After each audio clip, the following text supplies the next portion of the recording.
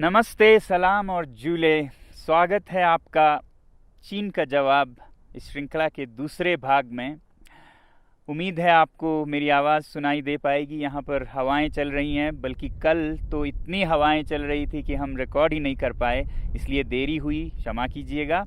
आज हम थोड़ी बड़ी माइक लेके आए हैं, उम्मीद है अच्छी तरह हो पाएगी। तो मैंने पहले भाग में ये कहा था आपसे कि हम आपके सवाल, आपके कमेंट्स का जवाब देंगे इस भाग में, तो इसलिए हम आए हैं। और सबसे पहले जो बहुतों ने ये पूछा है सवाल, वो लेते हैं। पहला सवाल है, क्यों बायकॉट करें चीन को? क्या ये नफ़रत फैलाने के समान नहीं है? जी नहीं, नफ़रत फैलाने की बात नहीं है। जैसा मैंने पहले कहा है, चीनी लोगों से हमें कोई समस्या नहीं, बहुत अच्छे लोग होते हैं, मेरे बहुत दोस्त हैं। हमें समस्या है तो चीनी सरकार से, तंत्र से, जो कि विस्तारवादी है, जो कि शोषण करती है, उनसे समस्या है। चीन के हर बात पे दुनिया खामोश रहती है, तो ये एक वेकअप कॉल है जो हम दे रहे हैं।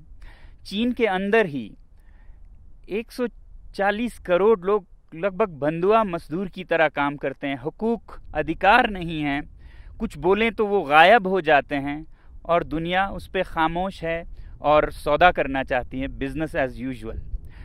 अंदर जाएं तो तिब्बतन बुद्धिस्ट 60 लाख में से 12 लाख मारे गए, लगभग 6000 मंदिर मठ तोड़े गए। दुनिया खामोश है, हम बिजनेस करना चाहते हैं। बात करते हैं शिनजियांग में युगुर मुसलमानों की। करोड़ की जनसंख्या है और 10 लाख युगुर मुस्लिम्स जेल में बंद हैं अभी इस वक्त, और हजारों मस्जिदें तोड़े गए हैं। दुनिया खामोश है, हम सौदा करने की बात करते हैं उनसे। श्रीलंका को देखिए, चीन के कर्ज में दबी जा रही है। ये जो पोर्ट है हम्बनतोटा का, वो तो बिक गया है चीन को, उसके कब्जे में है। पाकिस्तान इतने कर्ज में डूबा है कि शायद ये देश भी एक गुलाम सा हो जाए। दुनिया खामोश है, सौदा करना चाहती है। ये तो दुनिया की बात हुई। मेरे लिए सबसे बड़ी बात है मेरे दरवाजे पे क्या हो रहा है। लद्दाख की धरती में चीन 1962 से, जहाँ पर की जंग खत्म हुई थी, कितने किलोमीटर अंदर आ चुका है। हमारे यहाँ के चरवाहे अपने चरागाहें खो चुके हैं। कहाँ ले जाएंगे वो अपने भेड़ बकरियों को? दुनिया खामोश है और हम उनको जो मनमर्जी वो करते हैं, धक्का मुक्की करने देते जा रहे हैं। तो क्या हम ये कहें उनसे कि वो बेदर्दी से सर काटे मेरा, और मैं कहूँ उनसे, हुजूर आहिस्ता आहिस्ता, जनाब आहिस्ता आहिस्ता? नहीं, अब हमें जवाब देना होगा, और जवाब हमें अपने हाथों में लेके वॉलेट पावर से देना होगा। और ये कोई गलत या बुरी बात भी नहीं है। सैंक्शंस सदा प्रयोग किए जाते हैं जब भी कोई गलत करता है, वो चाहे देश हो। उत्तरी कोरिया पर सैंक्शंस लगाते हैं देश, तो हम क्या अपने पर्सनल इकोनॉमिक सैंक्शंस नहीं लगा सकते इन देशों पर? और बॉयकॉट करना कोई नई बात भी नहीं है। आपने सुना होगा स्वदेशी movement, boycott movement. Tilak ji के नेतृत्व में 1905 से शुरू हुई थी ब्रिटिश सरकार के खिलाफ बॉयकॉट का, उनके सामान का। तब हम ब्रिटिश सरकार के गुलाम हो चुके थे। अब हमें समझ आनी चाहिए कि prevention is better than cure, तो इसलिए हम अभी से करें। बल्कि मैं तो कहूँगा कि अगर हम कुछ ना करें और देखते रहें तो वो गुनाह है। जुल्म करना गुनाह है तो जुल्म सहना भी गुनाह है। आप में से बहुतों ने दूसरा सवाल पूछा है, जनता को क्यों करनी पड़ी बैन या बॉयकॉट? हमारी सरकार क्यों नहीं बैन करती चीनी सामान को? देखिए, सरकारों के बंदिशें होती हैं, प्रोटोकॉल्स होती हैं, व्यापार बहुतरफा होती हैं, तो इसलिए सरकार के लिए शुरू में मुश्किल हो सकता है। मगर अगर जनता करे, जनता की अपनी मर्जी है, चॉइस है, कस्टमर इज़ द किंग, तो कोई दुनिया की ताकत उसे पूछ नहीं सकती कि आप ये क्यों नहीं खरीद रहे हैं, वो क्यों खरीद रहे हैं। वैसे भी हम सरकार के लिए क्यों इंतज़ार करें? जब लोग कुछ करने लगे तो सरकार वैसी ही नीतियां बनाती हैं जो लोगों की, जनता की मूड होती है। अमेरिकी राष्ट्रपति कैनेडी ने कहा था, ask not what the country can do for you, ask what you can do for your country. क्या ये व्यावहारिक या संभव भी है कि हम चीन जैसे बड़े देश के सामान को बॉयकॉट कर सकें? जब कोई देश या कोई तंत्र अत्याचार करे, ज्यादती करे, वो हद से बढ़ जाए, तो मुमकिन क्यों नहीं अगर जनता में जज्बा हो। अरब स्प्रिंग में एक नहीं 5-6 तानाशाह सरकारें गिर गईं महीनों में, और वो शुरू हुआ था एक सब्जी वाले की पुकार से। तो हम क्यों नहीं कर सकते ऐसा काम जो कि हमारे दरवाजे पे इतना अत्याचार और इतनी जोर ज़बरदस्ती कर रहा है। हमारे पास और कुछ नहीं तो अपना बटुआ तो है ना। कस्टमर इज़ द किंग, जागो ग्राहक जागो। और एक सवाल है कि हम चीन में बने सामान के बिना कैसे काम चलाएं। न सिर्फ सामान बल्कि सामान के अंदर के कलपुर्जे भी चीनी होते हैं बहुत बार। और विकल्प क्या हैं? दोस्तों, हम चीनी सामान में डूबे जा रहे हैं, कुछ इस तरह की जैसे हमारे हाथ में कुछ है ही नहीं। एक शेर है जिसे मैं आपके सामने रखूंगा इस हालत को दिखाने के लिए। खरीदें कब तलक कोट पतलों पे रहन हम चीन से। पे रहन एक कपड़े का नमूना है। खरीदें कब तलक कोट पतलों पे रहन हम चीन से, अपनी अय्याशी की गर हालत यही कायम रही, आएंगे गुस्साल चीनी और कफन भी चीन से। गुस्साल जो मरने के बाद शरीर को धोने वाले लोग होते हैं, वो भी अब चीन से आने लगेंगे और कफन भी चीन से आने लगेंगे।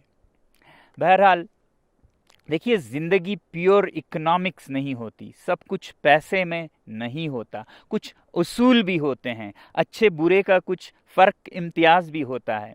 और हमारे तहजीब, हमारे मज़हब हमें यही सिखाते हैं कि बुरे या गुनाह या पाप से जुड़े चीज़ों से दूर रहें।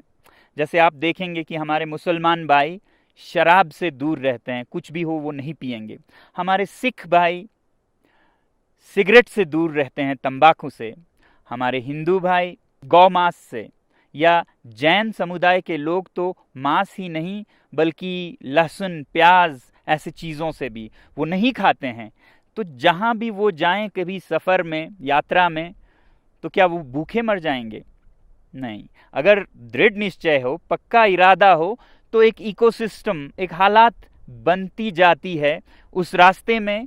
जब हम बर्दाश्त करके चलते हैं तो आप देखेंगे कि ऐसे भोजनालय, रेस्टोरेंट्स निकलेंगे जो जैन फूड सर्व करेंगे। तो 1 साल 2 साल में एक नया इकोसिस्टम बन जाता है। उसी तरह अगर हम ये चीन के सामान को भी गुनाह से जुड़ी समझे, जैसा कि मैंने कहा इसके पीछे अत्याचार है, तो 1-2 साल में सारे दुनिया के देश और अपने हमारे देश में ऐसी चीज़ें बनने लगेंगी कि हमें इसका याद भी नहीं होगा कि हम ये नहीं कर पाएंगे, ऐसा सोचते थे। तो इसलिए मैं कहता हूं कि boycott made in China, software in a week, hardware in a year, और फिर हार्डवेयर में भी finished products, non essentials in a year, components, raw materials and essential products in 2 years। हम योजनाबद्ध तरीके से चल सकते हैं अगर हमारे अपने में सूझबूझ है। कोई ऐसा नहीं है कि कल या परसों ही हम सब कुछ बंद करें। हम ये कहें कि फिनिश प्रोडक्ट्स वाले अभी से हम बंद करेंगे 1 साल के भीतर, जिसमें कंपोनेंट्स जाते हैं जो हमारे भारतीय उद्योग में भी इस्तेमाल होते हैं, वो हम 1-2 साल तक चलाएंगे जब तक कि ऐसे विकल्प न बन पाएं। और जहाँ तक विकल्प या रिप्लेसमेंट्स की बात है इन चीनी सामानों का, तो एक बात ज़रूरी ये है कि हर चीज़ की हमें रिप्लेसमेंट्स ज़रूरत भी नहीं होनी चाहिए।